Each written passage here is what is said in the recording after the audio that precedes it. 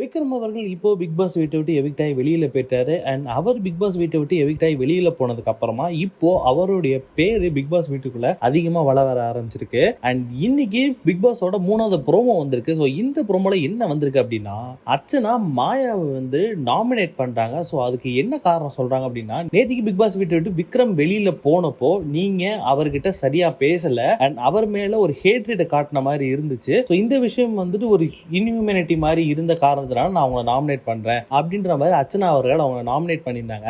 And இந்த விஷயத்தை நாமினேஷனுக்கு அப்புறமா மாயாவும் அர்ச்சனாவும் டிஸ்கஸ் பண்ணிட்டு இருந்தாங்க. ஸோ அப்ப மாயா அவர்கள் என்ன சொல்றாங்க அப்படின்னா, எனக்கு விக்ரம 10 வாரத்துக்கு மேல தெரியும் அண்ட் விக்ரம் எந்தெந்த இடத்துல விழுந்தானோ அந்தந்த இடத்துல அவனை நான் தூக்கி விட்டுருக்கேன். எனக்கு தெரியும் நான் விக்ரமை எவ்வளவு சப்போர்ட் பண்ணேன் அப்படின்ற விஷயம். உங்க யாருக்குமே அதை நான் ப்ரூவ் பண்ணணும்னு அவசியம் கிடையாது. என்னையே அவன் ஒரு இடத்துல ஹர்ட் பண்ணியிருக்கான். அந்த ஹர்ட் எனக்கு ரொம்ப பெரிய விஷயமா இருக்கு. அண்ட் நான் ஹர்ட் ஆனேன் அப்படின்னா அதை நான் இப்படிதான் காட்டுவேன் அப்படின்ற மாதிரி அவங்க சொல்லி இருந்திருக்காங்க.